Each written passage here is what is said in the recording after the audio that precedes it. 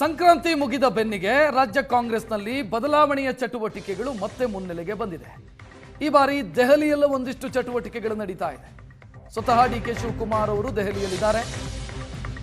ಇವತ್ತು ದೆಹಲಿಯಲ್ಲವರು ಪ್ರಮುಖ ನಾಯಕರನ್ನ ಭೇಟಿಯಾಗುವಂತ ಲೆಕ್ಕಾಚಾರವನ್ನು ಹಾಕೊಂಡಿದ್ದಾರೆ. ಇನ್ನು ನಿಗೂಢವಾಗಿದೆ ಕಾಂಗ್ರೆಸ್ ಹೈಕಮಾಂಡ್ನ ನಡೆ. ರಾಹುಲ್ ಗಾಂಧಿ ಅವರನ್ನ ಭೇಟಿಯಾಗ್ತಾರಾ ಡಿಕೆ ಶಿವಕುಮಾರ್ ಅನ್ನುವಂಥ ಪ್ರಶ್ನೆ. ಮೈಸೂರಿನ ರನ್ವೇನಲ್ಲಿ, ಏರ್ಪೋರ್ಟ್ನ ರನ್ವೇನಲ್ಲಿ ಸಿಕ್ಕಾಗ ರಾಹುಲ್ ಗಾಂಧಿ ಅವರು ದಿಲ್ಲಿಗೆ ಬರೋದಕ್ಕೆ ಹೇಳಿದರು. ಯಾವಾಗ ಅಂತ ಹೇಳಿರಲಿಲ್ಲ. ಆದರೆ DCM DKC ಅಸ್ಸಾಂ ಎಲೆಕ್ಷನ್ನ ಆ ಸಭೆಗೋಸ್ಕರ ದಿಲ್ಲಿಗೆ ಹೋಗಿದ್ದಾರೆ. ರಾಹುಲ್ ಗಾಂಧಿ ಅವರನ್ನ ಭೇಟಿಯಾಗಬಹುದು ಅನ್ನುವಂಥ ನಿರೀಕ್ಷೆಯಲ್ಲಿದ್ದಾರೆ. ಸದ್ಯ DK ಶಿವಕುಮಾರ್ ಅವರು ರಾಹುಲ್ ಗಾಂಧಿ ಅವರನ್ನ ಭೇಟಿಯಾಗೋದಕ್ಕೆ ಅವಕಾಶ ಸಿಗತ್ತಾ ಅನ್ನೋ ಪ್ರಶ್ನೆ ಇದೆ.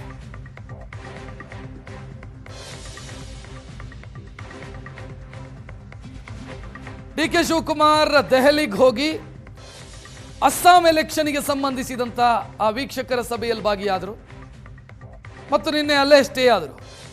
ಇವತ್ತು ಅವ್ರದ್ದು ಯೋಚನೆ ಇರೋದು ರಾಹುಲ್ ಗಾಂಧಿ ಸೇರಿ ಕಾಂಗ್ರೆಸ್ನ ನಾಯಕರನ್ನ ಭೇಟಿಯಾಗಬೇಕು ಅನ್ನುವಂಥ ಯೋಚನೆಯನ್ನ ಇಟ್ಟುಕೊಂಡಿದ್ದಾರೆ. ಸಂಕ್ರಾಂತಿ ಕಳೆದ ನಂತರ ಕಾಂಗ್ರೆಸ್ನಲ್ಲಿ ಒಂದಿಷ್ಟು ಬದಲಾವಣೆ, ಒಂದಿಷ್ಟು ಅನ್ನೋದಕ್ಕಿಂತ ಮೇಜರ್ ಆದಂಥ ಬದಲಾವಣೆ ಆಗುತ್ತೆ ಅನ್ನುವಂಥ ನಿರೀಕ್ಷೆಯಲ್ಲಿ DK ಶಿವಕುಮಾರ್ ಅವರ ಬೆಂಬಲಿಗರು ಕಾಯ್ತಾ ಇದ್ದಾರೆ. DK ಶಿವಕುಮಾರ್ ದೆಹಲಿಯಿಂದ ಶುಭ ಸುದ್ದಿಯೊಂದಿಗೆ ವಿಮಾನ ಹತ್ತುತ್ತಾರೆ ಅನ್ನೋದು DK ಶಿವಕುಮಾರ್ ಬೆಂಬಲಿಗರ ನಿರೀಕ್ಷೆ. ಆ ಶುಭ ಸುದ್ದಿ ಮುಖ್ಯಮಂತ್ರಿ ಹುದ್ದೆ ಅಂತ. ಆ ಶುಭ ಸುದ್ದಿ ಕೊಡಬೇಕಾಗಿರೋದು ಹೈಕಮಾಂಡ್. ಆದರೆ ಹೈಕಮಾಂಡ್ ಈ ವಿಚಾರದಲ್ಲಿ ಇನ್ನೂ ಕೂಡ ರಹಸ್ಯವನ್ನ ಹಾಗೆ ಕಾಯ್ದುಕೊಂಡಿದೆ. DK ಶಿವಕುಮಾರ್ ರಾಹುಲ್ ಗಾಂಧಿ ಅವರನ್ನ ಭೇಟಿಯಾಗಬೇಕು ಅಂತ ಬಯಸಿದ್ದಾರೆ. ಆದರೆ DK ಶಿವಕುಮಾರ್ಗೂ ಮೊದಲೇ ನಿನ್ನೆ ಸಚಿವ KJ ಜಾರ್ಜ್ ಅವರು ರಾಹುಲ್ ಗಾಂಧಿ ಅವರನ್ನ ಭೇಟಿಯಾಗಿದ್ದಾರೆ. DK ಶಿವಕುಮಾರ್ ನಿರೀಕ್ಷೆಯಲ್ಲಿದ್ದಾರೆ, ವೇಟಿಂಗ್ ಅಲ್ಲಿದ್ದಾರೆ. KJ ಜಾರ್ಜ್ ಭೇಟಿಯಾಗಿ ಮುಗಿಸಿದ್ದಾರೆ. DK ಶಿವಕುಮಾರ್ ದೆಹಲಿಯಲ್ಲಿದ್ದಾಗಲೇ KJ ಜಾರ್ಜ್ ಅವರಿಗೆ ಭೇಟಿಗೆ ಅವಕಾಶ ಸಿಕ್ಕಿದೆ. ಇನ್ನು KJ ಜಾರ್ಜ್ ಅವರು ರಾಹುಲ್ ಗಾಂಧಿ ಅವರನ್ನ ಭೇಟಿಯಾಗೋದಕ್ಕಿಂತ ಮುಂಚೆ ಬೆಂಗಳೂರಲ್ಲಿ KJ ಜಾರ್ಜ್ ಅವರನ್ನ ಮುಖ್ಯಮಂತ್ರಿ ಸಿದ್ದರಾಮಯ್ಯ ಭೇಟಿಯಾಗಿದ್ದಾರೆ. ಅದಾದ ನಂತರ KJ ಜಾರ್ಜ್ ಹೋಗ್ತಾರೆ ದೆಹಲಿಗೆ. ಕೇರಳ ಎಲೆಕ್ಷನ್ ವಿಚಾರದಲ್ಲಿ ಸಭೆಯಲ್ಲಿ ಭಾಗಿಯಾಗೋದಕ್ಕೆ ಹೋಗಿದ್ದು. ಬಟ್ ರಾಹುಲ್ ಗಾಂಧಿ ಅವರನ್ನ ಭೇಟಿಯಾಗೋದಕ್ಕೆ ಅವರಿಗೆ ಅವಕಾಶ ಸಿಕ್ತು. ಒಬ್ಬ KPCC ಅಧ್ಯಕ್ಷರು ಇನ್ನೂ ವೈಟಿಂಗ್ ಪೀರಿಯಡ್ ಅಲ್ಲಿ ಇದ್ದಾರೆ ರಾಹುಲ್ ಗಾಂಧಿ ಅವರನ್ನ ಭೇಟಿಯಾಗೋದು. ಸಚಿವ KJ ಜಾರ್ಜ್ ಈಸಿಯಾಗಿ ಭೇಟಿಯಾಗ್ತಾರೆ. ಇದು ಈಗ ಚರ್ಚೆಗೆ ಕಾರಣ ಆಗಿರೋದು.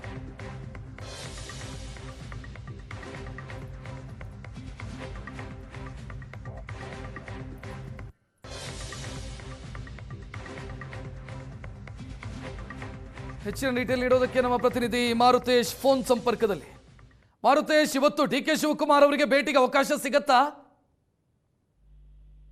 ರಕ್ಷಿತ್, DK ಶಿವಕುಮಾರ್ ಪ್ರಯತ್ನ ಇರುವಂತದ್ದು ಅದೇ ಕಾರಣಕ್ಕಾಗಿ. ಯಾಕಂದ್ರೆ ಮೈಸೂರಿನಲ್ಲಿ ರನ್ವೇನಲ್ಲಿ ಭೇಟಿಯಾದಂತ ಸಂದರ್ಭದಲ್ಲಿ ರಾಹುಲ್ ಗಾಂಧಿ ಅವರು ಬಹಳ ಕ್ಲಿಯರ್ ಆಗಿ ಹೇಳಿದ್ರು, ದೆಹಲಿಗೆ ಬನ್ನಿ ಮಾತನಾಡೋಣ ಅಂತ. ಈಗ ದೆಹಲಿಗೆ DK ಶಿವಕುಮಾರ್ ಅದೇ ಉದ್ದೇಶಕ್ಕಾಗಿ 2 ದಿನಗಳ ಪ್ಲಾನ್ ಮಾಡ್ಕೊಂಡು ಹೋಗಿದ್ರು. ನಿನ್ನೆ ಅಸ್ಸಾಂನ ಚುನಾವಣೆ ಹಿನ್ನೆಲೆಯಲ್ಲಿ ಒಂದಷ್ಟು ನಾಯಕರು ಸಭೆ ಸೇರಿದ್ರು. ಸಭೆಯಲ್ಲಿ ರಾಹುಲ್ ಗಾಂಧಿ, KC ವೇಣುಗೋಪಾಲ್, ಖರ್ಗೆ ಎಲ್ಲರೂ ಕೂಡ ಸಭೆಯಲ್ಲಿ ಇದ್ರು.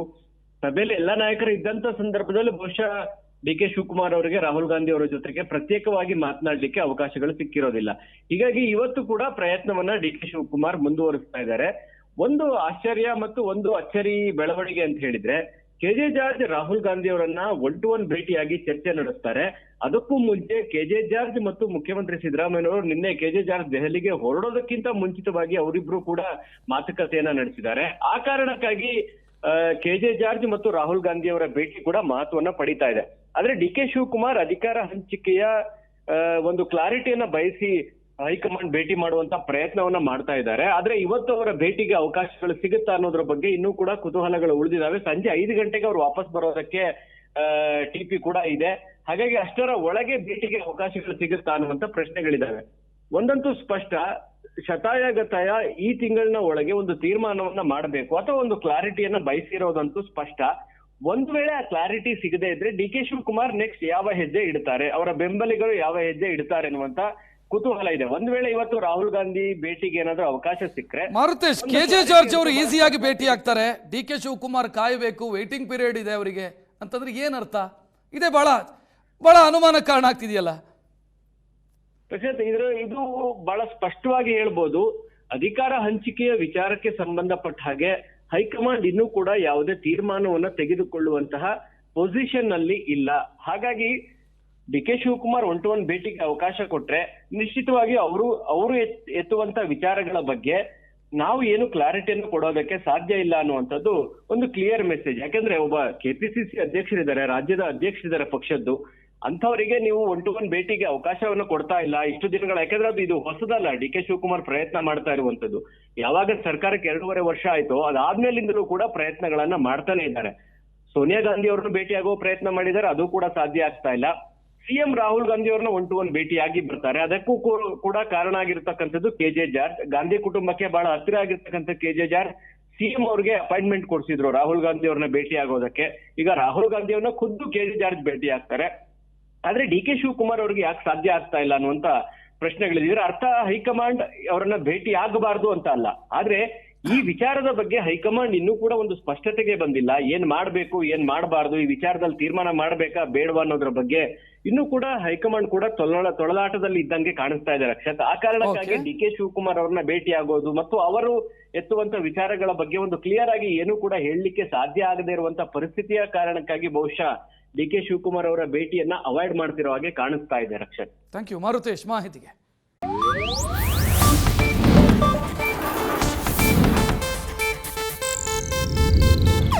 ಇದು ಏಷ್ಯಾನೆಟ್ ನ್ಯೂಸ್ ನೆಟ್ವರ್ಕ್ ಪ್ರಸ್ತುತಿ.